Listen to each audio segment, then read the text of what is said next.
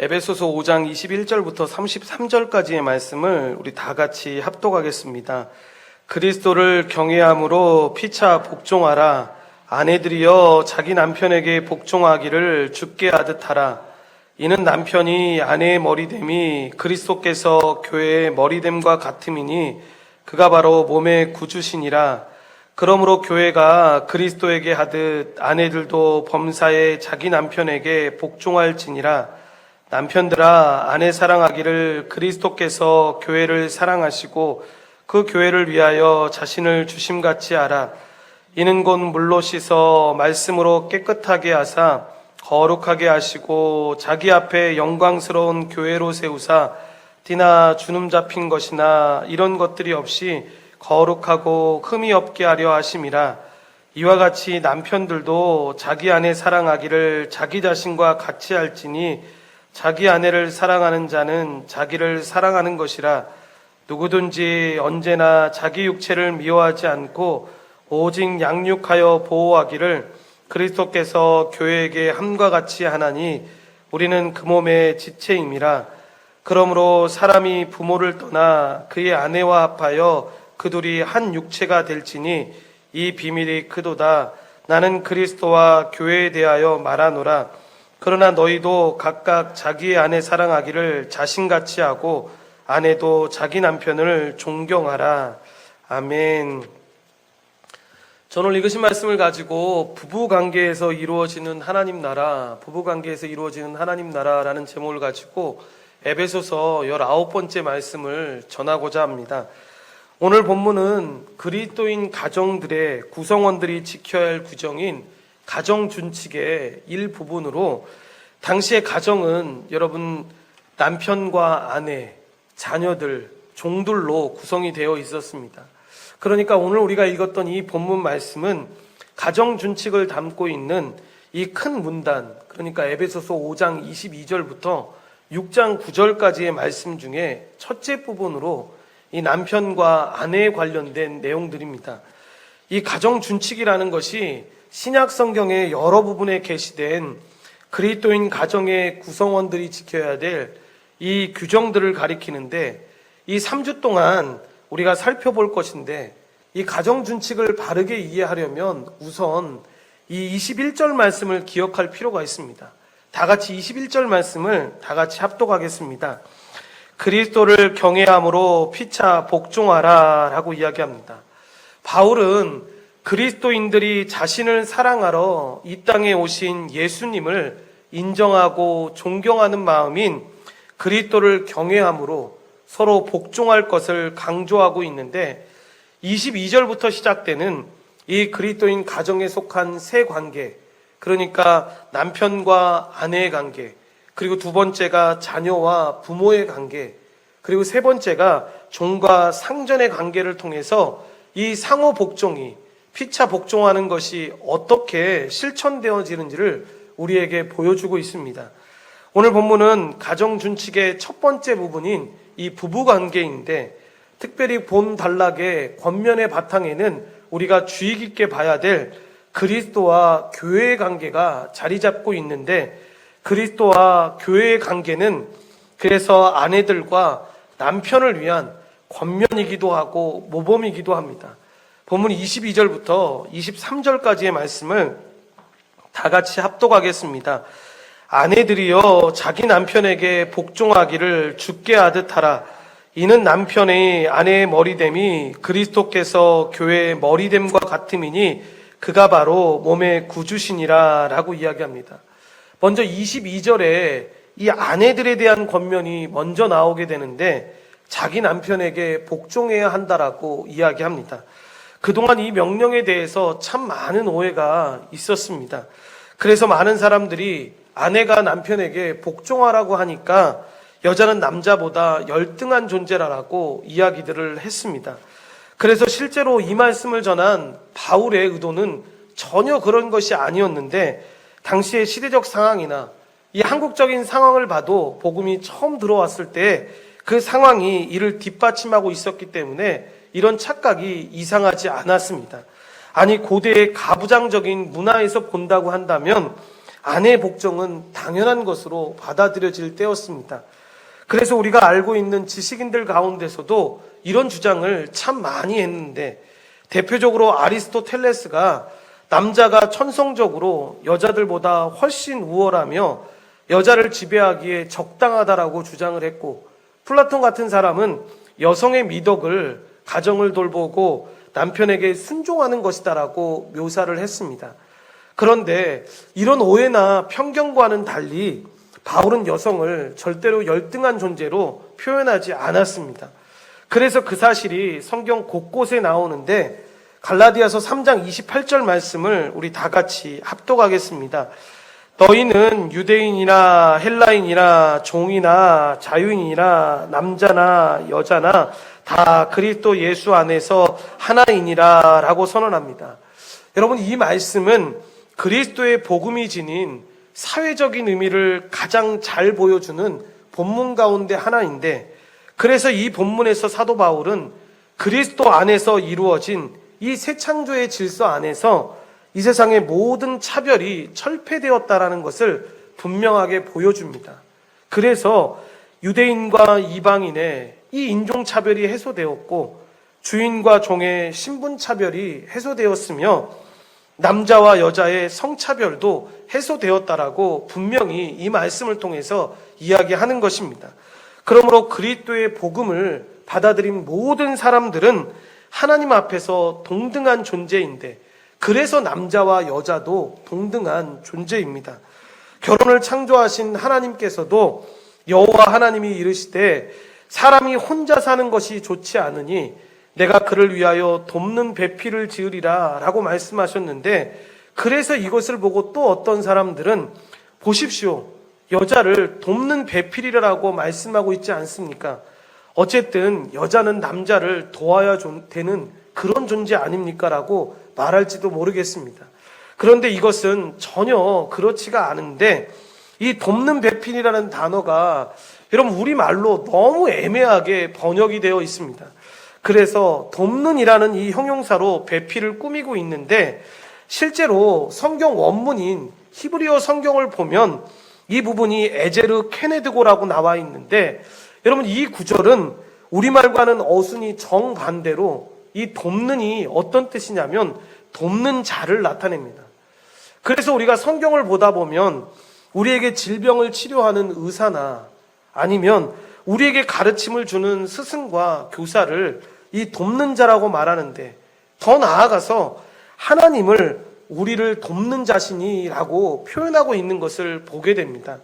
그렇게 만약에 여러분 우리말의 애매함으로 인해서 여자를 단순히 남자 옆에서 도와주는 정도의 사람으로 보고 있다면, 하나님이 여러분 그런 해석으로 본다면 하나님이 우리의 심부름꾼이라는 말처럼 느껴지지 않습니까?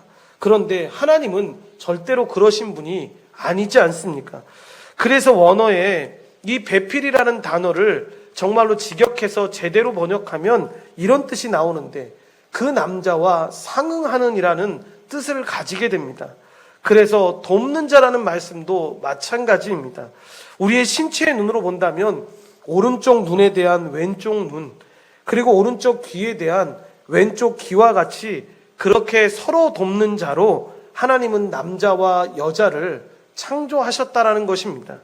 그래서 우리는 하나님이 이 가정 준칙을 말씀하는 이 말씀 앞에 우리가 처음에 살펴보았던 21절에 그리스도를 경외함으로 피차 복종하라는 이 말씀을 먼저 주셨다라는 사실을 잊지 말고 살펴봐야 합니다.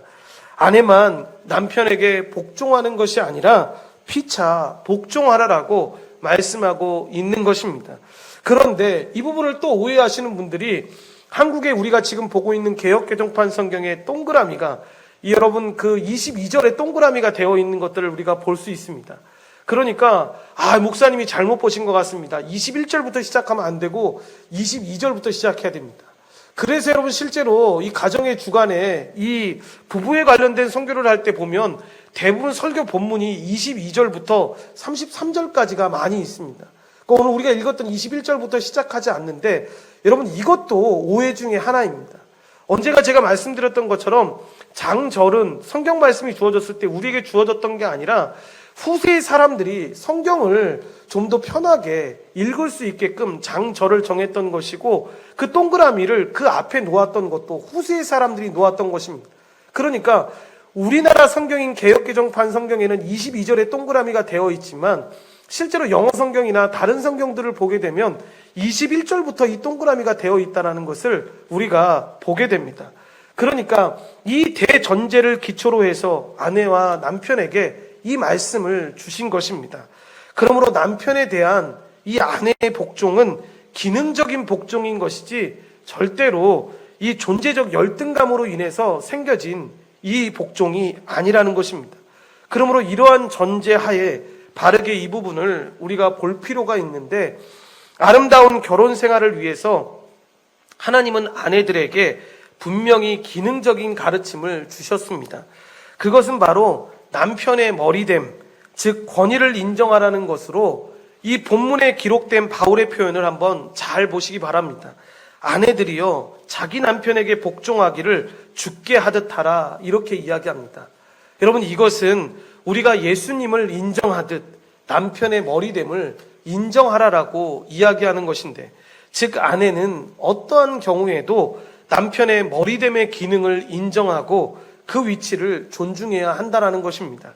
그렇다면 왜 아내는 자기 남편에게 복종해야 되는 것입니까? 본문 23절에 보시면 그리스도께서 교회의 머리됨과 같음이니 그가 바로 몸의 구주시니라 라고 이야기합니다. 우리가 여자가 복종해야 되는 이유가 그리스도께서 교회의 머리 되심과 같이 남편이 아내의 머리이기 때문이라고 분명하게 이야기하는 것입니다. 그런데 앞에서 언급한 대로 이 본문에서 남편의 머리됨은 당시의 시대 상황에서 나오는 것이 아닙니다. 그러니까 우리가 아주 옛날에 사람들이 정말로 고리타분했던 사람들이 이것을 정했던 것이 아니라, 거기서 이 계명을 가져왔던 것이 아니라 하나님의 창조 질서에서 근거한 것입니다. 그러니까 우리가 사람을 창조할 때의 모습만 봐도 하나님은 남자를 먼저 창조하시고 그 뒤에 남자에게서 여자를 창조하셨는데 돕는 배필로 창조하셨습니다.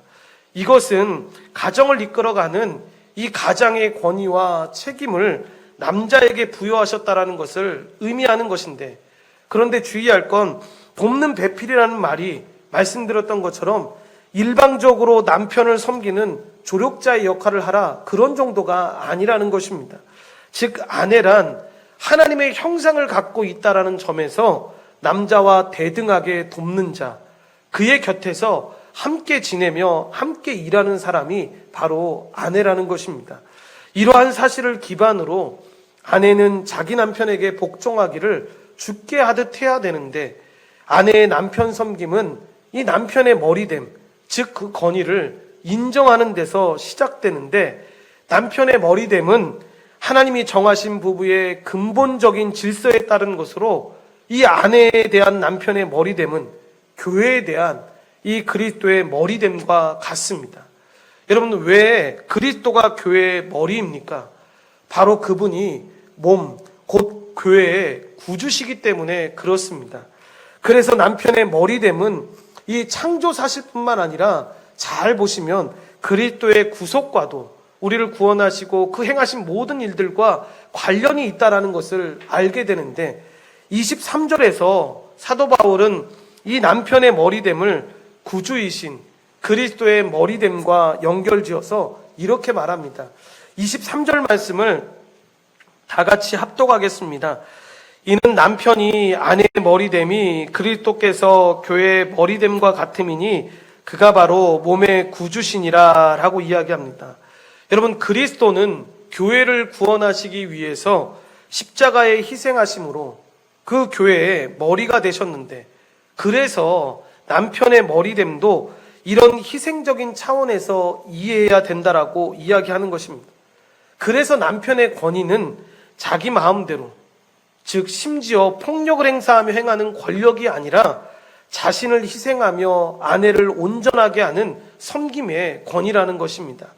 그러므로 이 말씀은 당시 여성을 열등한 존재로 여겼던 이 당시의 문화나 풍속과는 전혀 관계가 없는 것인데, 그래서 머리됨은 이 질서와 권위의 차원으로 혹은 상호 섬김으로 이해되어야 되는데, 그래서 이 말씀은 남편이 아내의 머리라는 개념을 그리스도가 교회의 머리라는 개념에 비추어서 이해해야 됨을 보여주는데, 그리스도는 자기 육체로 이 원수된 것을 허시고 유대인들과 이방인들을 자기 안에서 하나님의 새로운 인류, 즉 교회로 우리로 창조하셨고, 그리고 교회가 머리이신 당신에게까지 자라도록 돌보십니다.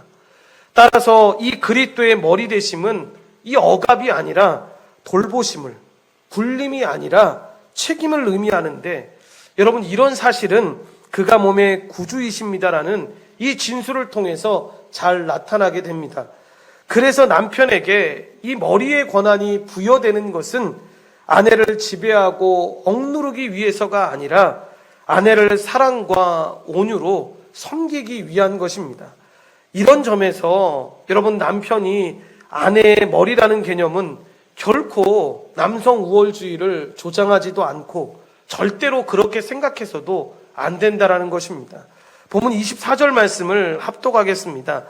그러므로 교회가 그리스도에게 하듯 아내들도 범사에 자기 남편에게 복종할지니라 라고 이야기합니다. 여러분, 그래서 바울은 아내가 남편에게 취해야 될 이 바른 태도의 본으로서 그리스도와 교회의 관계를 언급하는 것인데, 교회는 그리스도께서 교회의 머리라는 것을 인정하고 그분께 복종해야 하는데, 이와 같이 아내들도 자기 남편의 머리됨을 인정하고 그에게 복종해야 합니다. 하나님은 아내가 가정의 질서와 안녕을 위해서 그 질서의 머리됨인 남편을 앞에 복종하고 그 머리의 구실을 남편에게 주었다라는 것을 알고 살아가기를 원하셨는데, 그러므로 아내가 남편에게 복종하는 것은 하나님께서 세우신 질서를 겸손히 인정하는 것을 뜻합니다. 그러니까 성경에 이렇게 나와 있으니까 그냥 남편에게 잘하라는 얘기인가 보다, 그 정도가 아니라 하나님께서 세우신 질서를 내가 인정하고 그렇게 살아가겠습니다라고 고백하는 것입니다. 그러나 이 말씀이 남편이 머리라고 해서 그가 그리스도와 같은 절대적인 권위를 가졌다라고 말하는 것은 아닙니다. 실제로 남편은 인간이기 때문에 여러분, 하나님께서 주신 권한을 그릇되게 사용할 수도 있고 하나님의 뜻과 맞지 않는 것을 아내와 가족들에게 강요할 수도 있는 존재입니다. 그래서 남편과 아내의 생각이 다를 경우에는 이 머리됨이 남편에게 있으니까 무조건 순종하겠다, 이것이 아니라 누구의 생각이 그리스도의 뜻에 더 부합되는지 겸손하게 살펴보아야 합니다. 그래서 아내는 그렇게 살펴보았을 때 하나님의 뜻이라면 자기의 생각을 버리고 무조건 그 하나님의 말씀의 뜻인 남편 앞에 순종하며 나아가야 한다는 것입니다. 더구나 남편이 음행을 범해서 이 아내와 연합을 깨뜨렸거나 남편이 이성을 잃고 거칠게 행동한다면 그런 것에 여러분 복종할 수 없고 또 복종해서는 안 된다라는 것입니다. 그래서 아내의 복종은 항상 기억해야 되는데 그리스도 안에서 이루어져야 한다라는 것을 기억해야 합니다.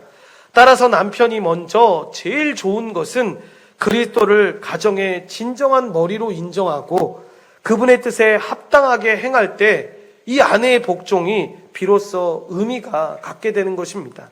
그러므로 아내가 남편에게 복종해야 된다는 이 본문의 명령은 남편의 의사에 무조건 복종하고 무슨 일이든 시키는 대로 하는 그 하녀가 되라는 것이 아니라 하나님께서 남편에게 부여하신 그 머리의 역할을 아내가 인정하고 남편의 의사가 그리스도의 뜻과 부합되는 경우에 자발적으로 복종할 것을 요청하고 있는 것입니다.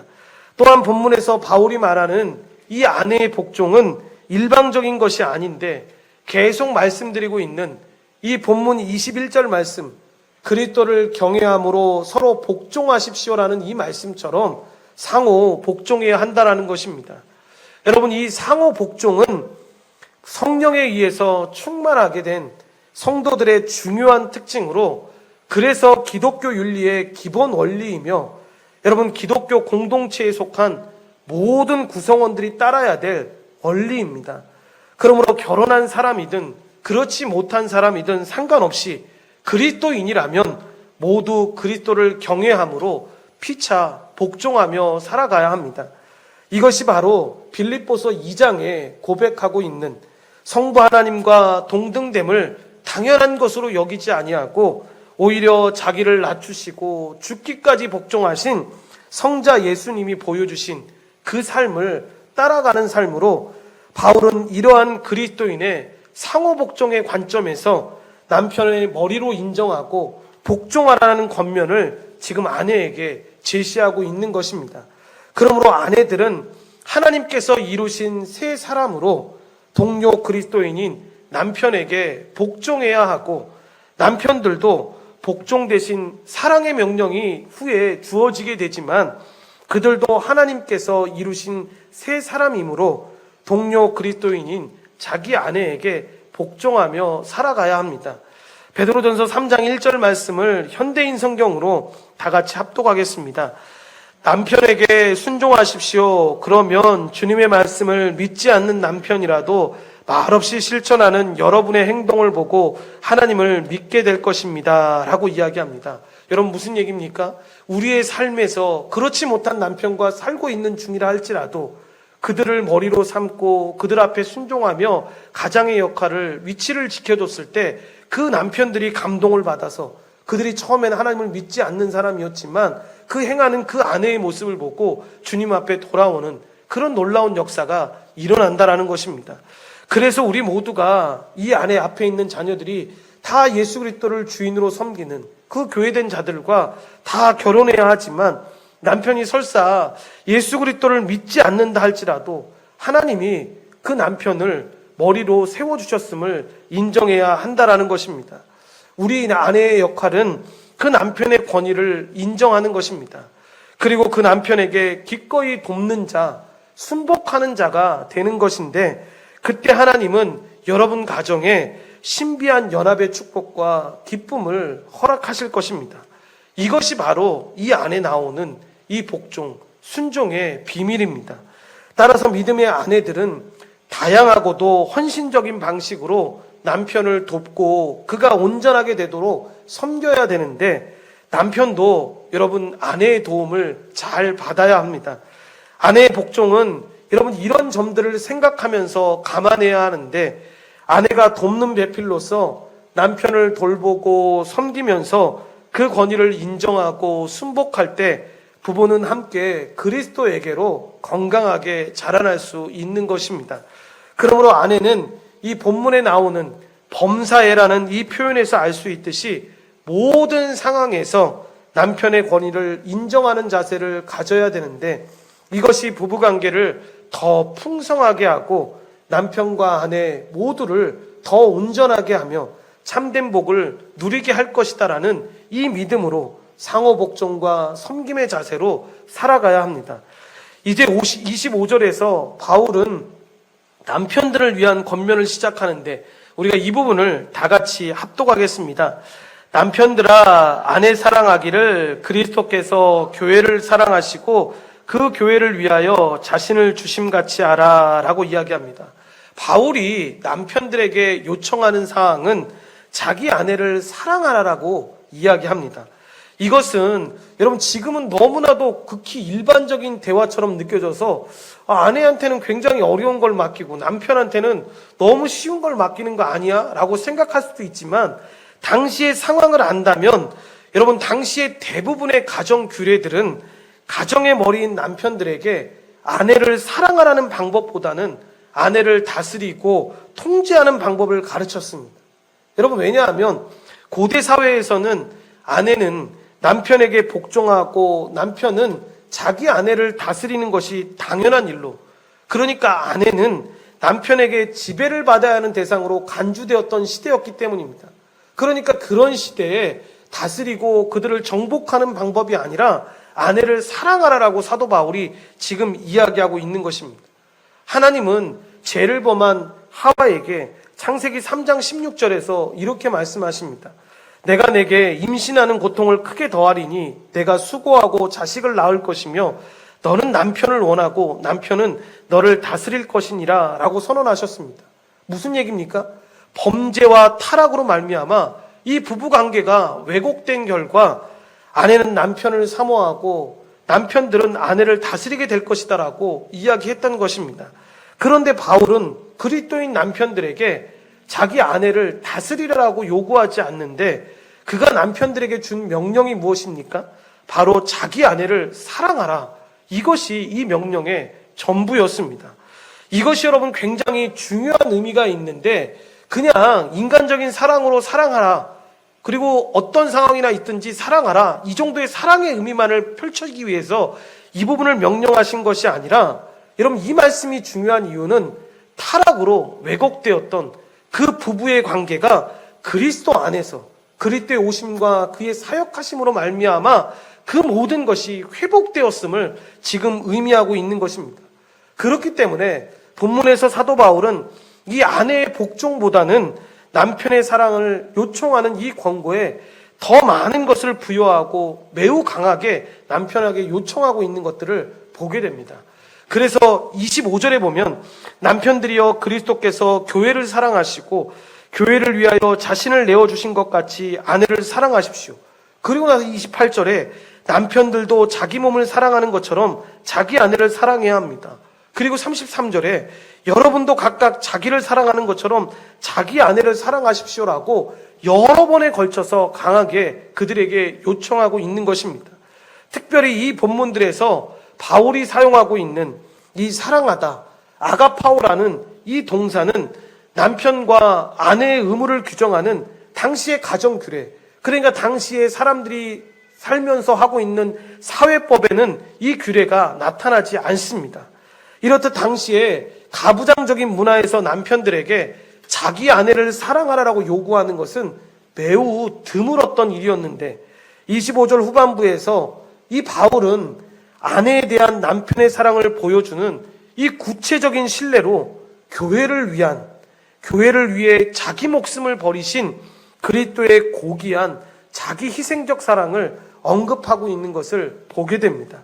그렇게 그리스도인 남편들은 그리스도께서 교회를 사랑해서 자기의 생명까지도 버리신 것처럼 자기 아내를 사랑해야 되는데 그리스도의 희생적인 사랑은 남편들이 따라가야 될 가장 높고 고귀한 이 사랑의 모범이자 기준으로 물론 남편들이 여러분 그리스도께서 하신 모든 일들을 모방할 수 없습니다. 무슨 말씀이냐면 설령 아내를 위해서 남편들이 죽을 수는 있습니다. 그런데 그 아내를 죄의 세력에서 구원할 수는 없습니다. 그리고 아내를 거룩하게 하거나 정결하게 하는 역할들을 남편들이 할 수 있는 것은 아니라는 것입니다. 그럼에도 남편은 그리스도께서 교회를 사랑해서 자기 목숨을 버리신 것처럼 아내를 위해서 자기를 희생할 줄 알아야 하는데 이것은 아무 보상이나 대가를 바라지 않고 자기를 내어주는 이타적인 사랑으로 이 아내를 사랑하라는 것입니다. 예수님께서는 물로 씻어서 교회를 거룩하게 하셨습니다. 여러분 교회된 우리가 얼마나 부족했고 얼마나 못난 존재들이었습니까? 그러나 예수님은 우리를 향해서 그 못난 존재임에도 불구하고 한없는 사랑을 퍼부어 주셨는데 우리가 깨끗이 하지 못하면 씻어주셨고 부족하면 채워서 깨끗하고 거룩하게 나아갈 수 있게 해주셨습니다. 뿐만 아니라 자기 앞에 영광스러운 교회로 세우시기 위해서 계속해서 지금도 사랑으로 돌보시고 역사하고 계시지 않습니까? 결국 그리스도는 교회를 우리 한 사람 한 사람을 마지막 날에 거룩하고 흠이 없도록 완성하실 것입니다. 바울은 이런 사랑을 가지고 지금 아내에게 그 사랑을 퍼부으라는 것입니다.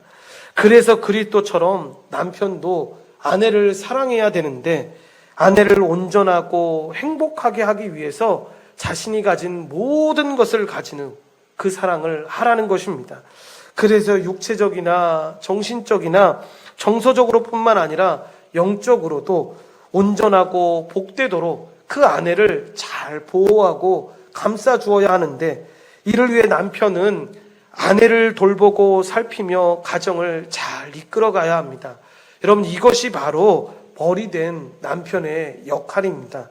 그런데 이때 남편과 아내 모두가 알아야 될 중요한 진리가 있는데, 바로 남편과 아내가 한 몸이라는 사실, 이 사실에서 이 모든 것들이 출발된다라는 것을 알아야 합니다. 28절 말씀을 합독하겠습니다.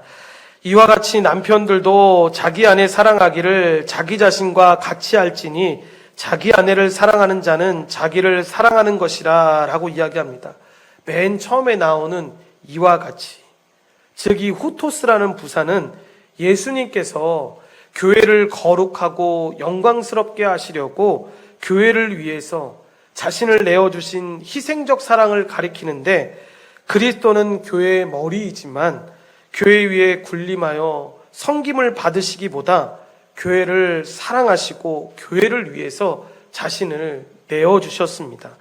이와 같이 남편들도 아내를 사랑하라는 것인데, 아내의 머리라고 해서 아내 위에 군림하거나 아내에게 희생을 요구할 것이 아니라 오히려 아내를 사랑하고 아내를 위해서 자신의 모든 것을 내어주어야 한다는 것인데, 그러므로 남편들은 자기 아내가 비록 순종적이지 못한다 할지라도, 이해되지 않는 부분들이 있다 할지라도 아내를 무조건적으로 사랑하면서 더 온전히 세워가야 한다라는 것입니다.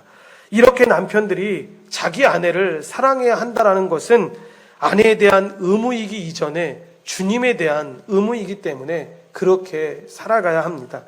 이 부분에서 바울은 새로운 비교 기준으로 자기 몸에 대한 사랑을 제시하고 있는데, 즉 남편들은 아내를 사랑하되 자기 몸을 사랑하는 것처럼 사랑해야 한다라고 이야기하는 것입니다. 이것을 잘못 우리가 살펴보게 되면 교회에 대한 그리스도의 이 고귀한 자기 희생적 사랑에서 자기 몸에 대한 인간적 사랑으로 이 비교 기준을 끌어내리는 것처럼 보여서 참 이해가 안 될 때가 있다고 하시는 분들도 있습니다. 그런데 여기에는 여전히 여러분 기독론적인 요소가 포함되어 있는데, 무슨 말씀이냐면 그리스도께서 자기 몸인 교회를 사랑해서 교회를 먹이시고 보살피시는 것처럼 사람들도 자기 육체를 먹이고 보살핀다라는 것입니다. 어저께 EDL 스쿨을 하면서도 그런 얘기를 했는데, 여러분 예수님이 우리와 연합해서 내가 예수님의 모든 것을 가지고 지금 이 땅을 살아갑니다 라고 고백하는 이유가 바로 그런 이유 때문입니다. 성령님이 바로 그리스도의 영이시기 때문에, 여러분 그 성령님이 우리와 함께 하신다라는 것은 그리스도가 지금 우리 안에서 같이 우리와 동행하시고 그가 가진 모든 것을 가지고 우리가 이 땅을 대리 통치하며 살 수 있는 것을 의미하는 것입니다. 그러니까 그리스도께서 자기 몸인 우리 한 사람 한 사람인 교회를 사랑하여 그 교회, 우리 한 사람 한 사람을 먹이시고 보살피시는 것처럼 사람들도 자기 육체를 먹이고 보살핀다라는 것입니다. 본문 29절 말씀을 다 같이 합독하겠습니다.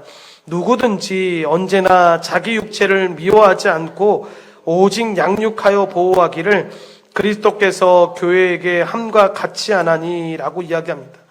이것은 그리스도께서 자기 몸인 교회를 사랑하시는 것처럼, 그러니까 그리스도께서 자기 몸인 우리 한 사람 한 사람을 사랑하시는 것처럼 남편들도 자기 몸인 아내를 사랑해야 한다라는 것을 암시하는 것인데, 그래서 아내를 사랑하되 이 자기 몸을 사랑하는 것처럼 사랑하라는 이 28절의 권면은 남편과 아내가 한 몸이라는 사실을 전제로 해서 주어졌다라는 것입니다. 즉 31절에서 바울이 인용한 이 창세기 본문이 보여주는 대로 남편과 아내는 결혼을 통해서 한 몸이 되었습니다. 따라서 남편의 몸은 아내의 몸인 것이고 아내의 몸은 곧 남편의 몸입니다. 이런 점에서 사도 바울은 자기 아내를 사랑하는 사람은 자기를 사랑하는 것이다 라고 이야기하는데, 세상에 자기를 미워하는 사람이 어디에 있겠냐라는 것입니다.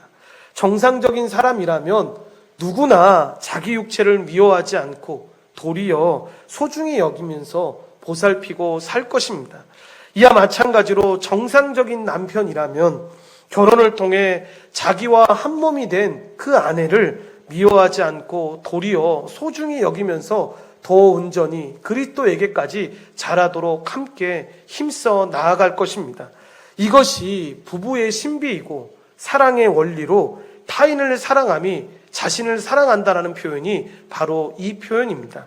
그래서 한 몸인 부부는 이 배우자를 사랑하고 섬기는 것이 결국 자신을 사랑하고 섬기는 것인데, 한 몸인 부부는 그 한 몸 자체가 온전해질 때 각자도 온전해지는 것입니다. 그러니까 부부가 남편은 온전한데 아내는 온전하지 못할 때 남편이 나는 온전한데 저 사람만 왜 저러는지 모르겠어요, 이런 말을 할 수 없다라는 것입니다. 둘이 함께 온전해져야지 같이 온전함을 경험할 수 있는 것입니다. 이것이 부부가 서로를 사랑하고 섬기면서 살아가는 방식으로 부부는 나뉠 수 없는 한 몸이기 때문에 그런 것입니다. 그러므로 부부의 한 몸됨은 단순히 그냥 결혼식장에서 목사님이 결혼 서약을 하는 그런 선언적인 의미가 아니라 실제적인 의미다라고 이야기할 수 있는데, 남편이 자기를 돌보는 것보다 아내를 돌보고 더 풍성하게 온전하게 함으로 이 더 온전해진 아내와 이루는 그 연대와 그 아내의 돌봄으로 이 남편 자신도 더 풍성해지고 온전해지는 것입니다. 그러니까 여러분, 그런 말 들을 때 전혀 이해하시면 안 됩니다. 우리는 혼자 살 때는요 정말 그리스도 안에서 봉사도 잘했고요, 정말 하나님의 은혜 가운데 살았는데 결혼하고 나니까 그게 잘 안 되네요. 물론 남편이 안 믿어서, 아내가 잘 안 믿어서 그 영향으로 그럴 수 있을지 모르겠지만, 같이 잘 믿었는데 그랬다고 하면 그거는 맞는 말이 아닙니다. 왜냐하면 혼자 있을 때에도 하나님께 그렇게 본인이 생각하기에 온전했던 사람이 어떻게 그 온전한 사람 두 사람이 결혼을 했는데, 여러분 그런 삶을 살아갈 수가 있습니까? 봉사하는 시간이 줄어들었다, 예배하는 시간이 줄어들었다, 그런 얘기를 얘기하는 게 아닙니다. 더 한 몸 된 자로 둘이가 힘이 되어서 살아가니까 여러분 얼마나 더 큰 힘이 그들의 삶 가운데 나타나야 되는 것이겠습니까? 여러분, 이것은 그리스도가 교회를 돌보고 양육하며 보호하는 원리도 이와 동일한데, 그러니까 예수 그리스도가 우리를 돌보고 양육하며 보호하는 원리가 이것과 동일하다라는 것입니다. 그래서 그리스도는 자기 몸인 교회, 즉 우리 한 사람 한 사람을 자기 몸처럼 사랑하고 돌봅니다. 그래서 우리는 그리스도의 몸된 교회의 지체로서 이 그리스도가 교회를 어떻게 사랑하신지를 우리가 잘 알고 있는데, 남편은 이처럼 이런 사랑을 가지고 아내를 사랑해야 한다라는 것입니다.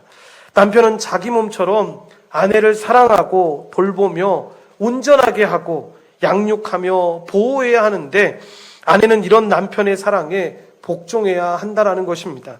그래서 더 온전해진 아내는 남편과 한 몸으로서 그 이상의 섬김과 사랑과 도움으로 남편을 온전하게 하는데, 한 몸이기에 이런 상호 섬김과 돌봄과 양육은 자연스럽게 일어난다고 해도 과언이 아니라는 것입니다. 그러니까 여러분, 우리가 결혼하고 살아갈 때에도, 예수 그리스도 안에 걸어가지 않을 때에도 사람들이 그런 얘기할 때 있지 않습니까? 어떤 결정을 할 때 보면 이거 어떻게 했으면 좋겠어 라고 아내하고 남편이 상의를 하는데, 대부분 여러분 이 그리스도 안에서 하나님 앞에 한마음 한뜻을 가지고 걸어가는 부부들은 대부분 보면 거의 같습니다. 여러분, 의견이 분분하지가 않습니다. 물론 분분할 때가 없다라는 게 아니라 있습니다. 그런데 대부분의 삶은 다 알기에, 그리고 하나님의 뜻이 동일하게 남편과 아내가 하나님의 말씀을 힘써서 배우는 관계라면, 여러분 하나님의 뜻이 무엇인지를 분명히 알기 때문에 그 선택하는 선택들이 대부분 똑같다라는 겁니다. 그러니까 이 말씀처럼 그냥 우리 부부니까 한 몸이니까 하나의 결정으로 도출하자, 당신이 틀렸어, 내가 맞아 해가지고 하나로 도출하는 게 아니라, 여러분 부부로 살아가니까 그냥 자연스럽게 이런 결정들이 생기게 되는 것이고 그렇게 나아가게 되는 것입니다.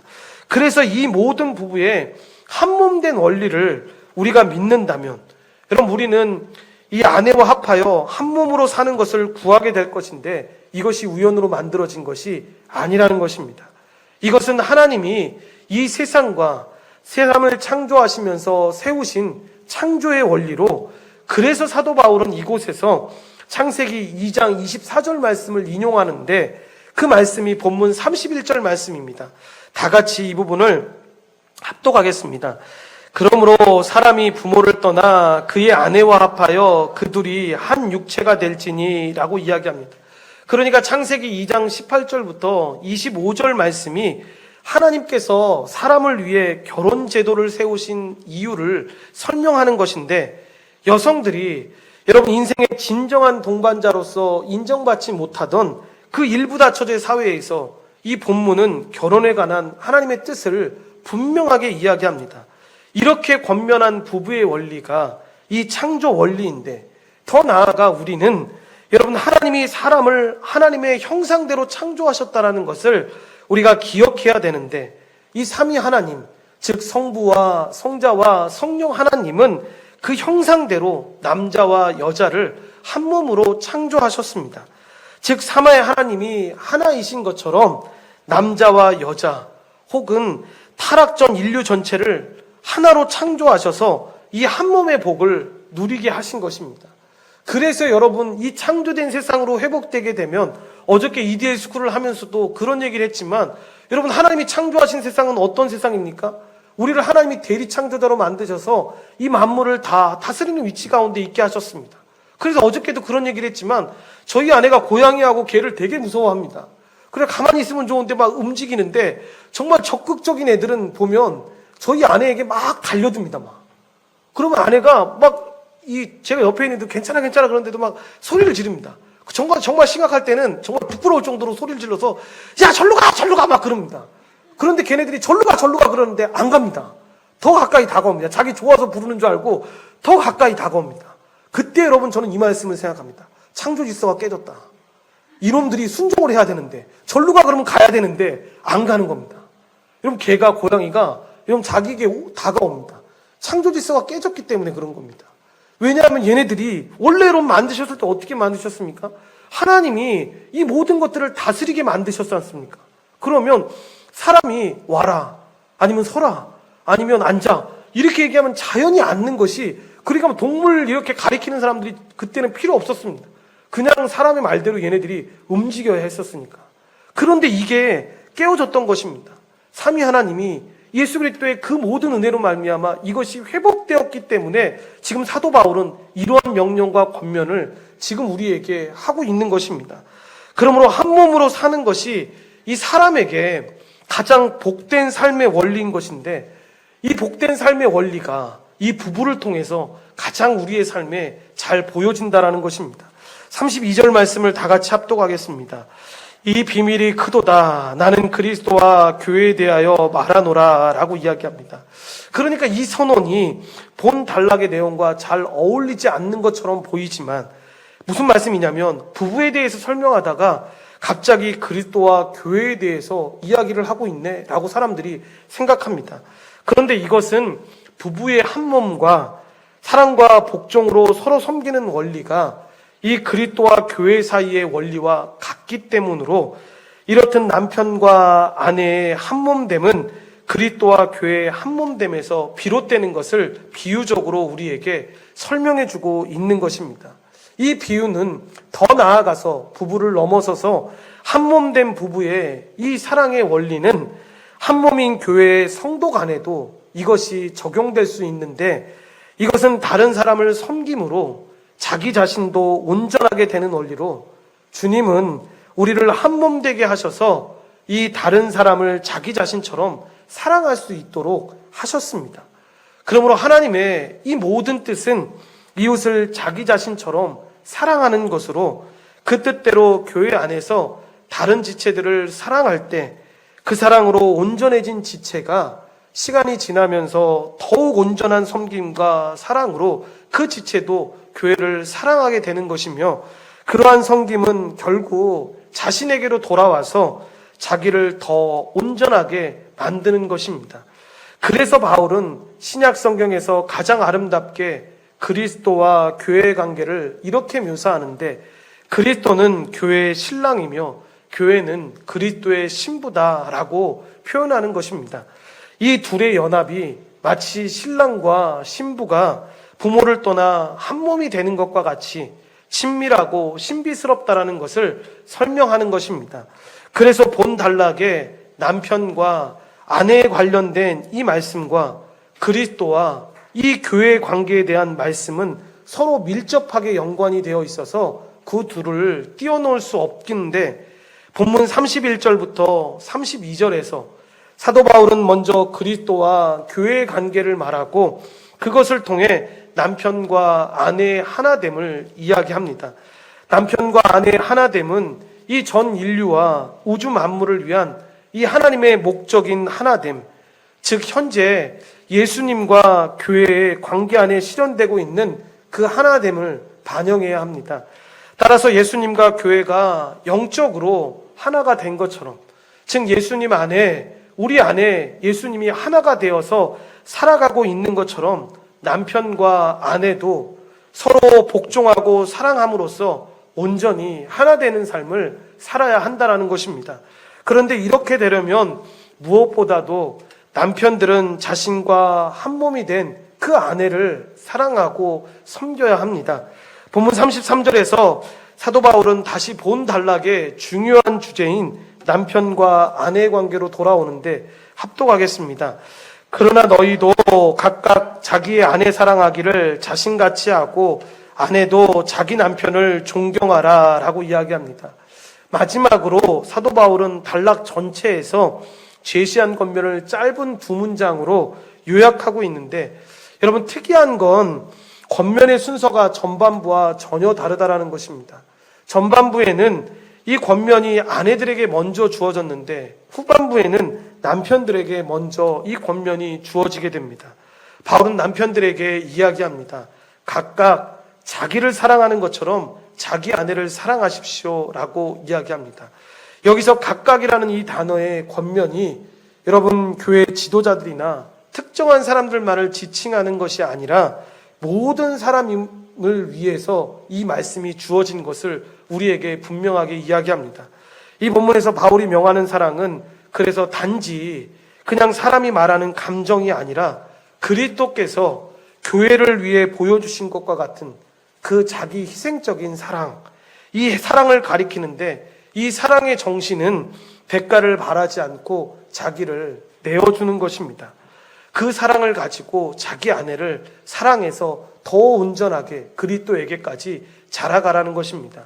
또한 사도 바울은 아내들에게도 권면하는데 앞부분과는 달리 자기 남편에게 복종하라고 말하지 않고 자기 남편에게 존경하라라고 명령하고 있습니다. 여기서 남편을 존경하라라는 말은 하나님께서 남편에게 부여하신 머리의 역할과 책임을 겸손히 인정하고 남편에게 복종하라는 것입니다. 그래서 본문에서 바울이 그리스도인 남편들과 이 아내들에게 제시한 권면은 매우 분명한데, 여러분 이것은 예수 그리스도 안에서 교회가 되지 못한 자들은 여러분 이 권면을 들어도 알아들을 수도 없고 이렇게 살아갈 수도 없습니다.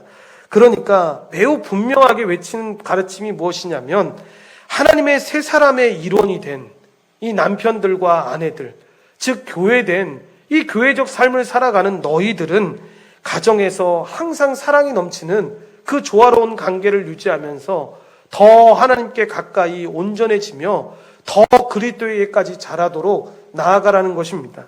이렇게 하려면 아내들은 하나님께서 남편을 머리로 세우신 것을 인정하고 교회가 예수님께 복종하는 것처럼 남편에게 복종해야 되는데, 남편들은 예수님께서 교회를 위해 자신을 내어주신 것처럼 자기 아내를 사랑해야 한다는 것입니다. 여러분 어떻게 이런 사랑을 가지고 살아갈 수 있겠습니까? 본문 21절에 나오는 이 말씀, 그리스도를 경외함으로 피차 복종할 때 여러분 이러한 일들이 가능하다는 것입니다. 그런 한없는 사랑으로 이 부부관계에서 이루어지는 이 하나님 나라, 그리고 이 부부관계를 통해서 보여지는 이 교회된 그리스도와 교회 안에 펼쳐지는 이 하나님의 놀라운 사랑, 한몸된 그 몸을 가지고 하나님이 베풀어 주시는 그 큰 사랑을 항상 기억하면서 살아가라는 것입니다. 여러분 그렇기 때문에 이 가정은 답이 없는 것 같습니다. 우리가 지금 많은 정답을 이야기했지만 여러분 사람들이 생각하는 것과 사람들이 생각하는 이 방법들은 다를 수 있습니다. 그런데 그때마다 이 정답이 딱 한 가지가 있는데 그것이 바로 하나님의 말씀 앞에, 하나님 앞에 뜻에 둔 가정이 되어져서 하나님이 주인 되어서 걸어갈 수 있는 이 믿음의 가정 되어지게 도와주십시오. 우리 가정이 그렇게 믿음으로 걸어갈 수 있도록 도와달라고 기도해 주시고, 특별히 우리 자녀들이 정말로 이 믿음의 바른 기준들을 알아서 그냥 단순히 어떤 경험 때문에 예수 믿는 여자들과 결혼해라, 예수 믿는 남자들과 결혼해라가 아니라 이 한몸됨을 분명히 깨달아서 이 한몸된 가운데, 이 하나님의 은혜 가운데 걸어가는 귀한 백성 되시기를 간절히 축원드립니다. 기도하시겠습니다. 하나님 감사합니다. 하나님의 은혜 가운데 주의 백성들을 불러주시고 우리 그리스도와 한몸된 이 교회로서 이 땅을 살아갈 수 있게 허락해 주신 것 감사합니다. 이 교회를 말씀해 주시며 주님이 이 남편과 부부의 사랑을 우리에게 말씀해 주십니다. 하나님, 그저 이 땅에서 그저 부부가 되었기 때문에 살아가는 인생이 아니라, 그저 아버지를 한몸 섞으며 살아가는 그런 인생이 아니라, 우리의 마음이 하나님, 우리 모든 것이 한 몸이 되어서 남편과 아내가 그리스도가 우리와 하나가 되어서 살아가는 것처럼 그런 마음을 가지고 그런 삶으로 살아낼 수 있도록 주님이 우리를 축복하시고 인도하여 주시옵소서. 우리 자녀들이, 우리 아버지 하나님, 우리 귀한 청소년들이 그런 좋은 교제들을 하게 도와주십시고, 그런 하나님의 은혜 가운데 믿음으로 살아갈 수 있도록 도우시고 인도하여 주시옵소서. 모든 걸 주님께 감사드리오며 예수님의 이름으로 기도드리옵나이다. 아멘.